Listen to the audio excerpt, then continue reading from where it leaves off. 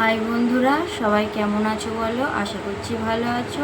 আমি তনুশ্রী, তোমাদের সামনে আজকে কিন্তু কোনো ব্লগ না, আজকে একটা ভিডিও নিয়ে ছোট্ট একটা কথা তোমাদের সাথে শেয়ার করতে এলাম। ভিডিও জিনিসটা এমন একটা জায়গায় গিয়ে দাঁড়িয়েছে যে সবাই কম বেশি সবাই ভিডিও বানাচ্ছে, আমিও বানাচ্ছি, আমার মতো অনেক ঘরের বউরা মেয়েরা সবাই বানাচ্ছে। আবার অনেকে আছে ভিডিওটাকে খারাপ চোখে দেখে, যে ভিডিও বানাচ্ছে ঘরে কাজকর্ম নেই, সেজে গুজে ধেই করে ক্যামেরার সামনে নাচছে। তো সে নাচুক, গান করুক, যাই করুক, কিছু কথা বলুক, সে তো তার কাজটা করছে, কারোর বাড়ি গিয়ে বা কারোর ঘরে গিয়ে তো সমালোচনা করছে না। তো আমার মনে হয় কারোর বাড়ি গিয়ে সমালোচনা করার থেকে যে বাড়িতে বসে যদি সে তার নিজের সময়টা কাটায়, সবার হাতে এখন ফোন আছে, নেট আছে, সব কিছু রয়েছে, ফোনে টাকাও মারছে নিজেরা, নিজেদের টাকা খরচা করে, তো তারা তাদের কাজটা করতেই থাকে।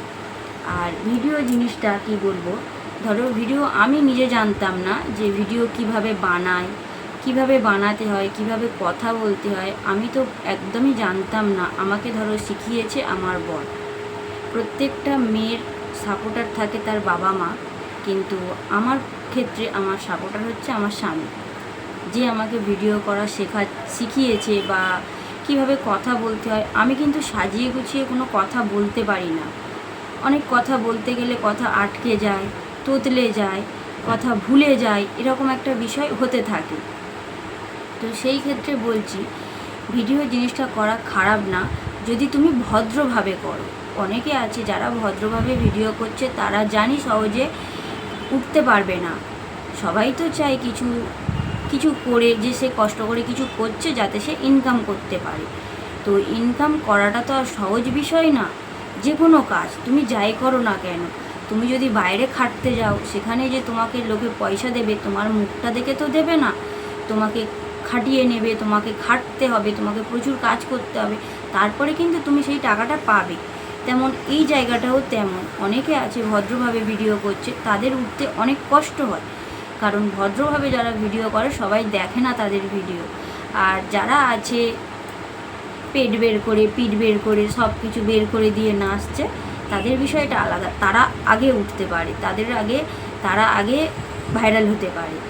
আর আমার ক্ষেত্রে বলবো, আমি কিছু করতে পারি আর না পারি, তো এই যে আমি এতগুলো লোকের সামনে ধরো ভিডিওটা করছি, আমি যে নিজের বাড়িতে বসে ক্যামেরাটা করছি ঠিক কথা, কিন্তু লোকে তো আমার ভিডিওটা দেখছে, লোকে আমাকে ভিডিওটা দেখছে, আমাকে দুটো কমেন্ট করছে, তাতেই খুব ভালো লাগে। আর ভিডিও বানাতে গেলে, কোনো কিছু করতে গেলে আগে সেই জিনিসটাকে ভালোবাসতে হবে। কোনো জিনিস তুমি যে করবে, আমি ছোট্ট একটা কথা, শুধু রান্নার কথাই বলছি, তুমি যদি রান্না করতে যাও, সেই রান্নাটাকে যদি তুমি ভালো না বাসো, তাহলে রান্নাটা করবে কিভাবে? রান্নাটাকে তুমি যদি না পছন্দ করো, তাহলে তুমি যতই চেষ্টা করো না কেন, সে রান্নার কিন্তু স্বাদ তুমি আনতে পারবে না। সে তুমি যত ভালো করে তৈরি করতে চাও না কেন, তোমার মন থেকে যদি না চাও, তুমি যদি তাকে ভালো না বাসো, তাহলে সেই জিনিসটা তুমি কোনো মতে করতে পারবে না। তো সেম কেস, যে ভিডিওটাকে বানাতে গেলে সেই ভিডিওকে আগে ভালোবাসতে হবে। ভালো যদি তুমি না বাসতে পারো, তাহলে কিন্তু সে কাজ তুমি করতে পারবে না। যে কোনো কাজের ক্ষেত্রে, যে কোনো বিষয়ে, পড়াশোনার ক্ষেত্রেও তাই। তুমি দেখবে যে বাচ্চারা পড়াশোনা করতে চায় না, তাদের পিছনে তোমরা প্রচুর হারে, তোমার বাবা মাদের প্রচুর হারে পরিশ্রম করতে হয়। আর যে বাচ্চারা পড়াশোনাটাকে ভালোবাসে, তাদের পিছনে কিন্তু বাবা মাকে খাটতে হয় না, তাদের ছোটোখাটো বিষয়ে বললেই সেই বাচ্চারা শোনে। সেম এই বিষয়টাও তাই। ভিডিও করতে গেলে কিন্তু ভিডিওকে আগে ভালোবাসতে হবে। ভালো যদি তুমি না বাসতে পারো, তাহলে তুমি সে কাজ করতে পারবে না। তো বন্ধুরা, অনেকগুলো কথা বলে ফেললাম। কথাগুলো যদি ভালো বা খারাপ কিছু বলে থাকি, বা যদি ভালো মনে হয় তোমাদের, শুধু একটা লাইক, একটা কমেন্ট করো, আর কিছু করতে বলবো না তোমাদেরকে।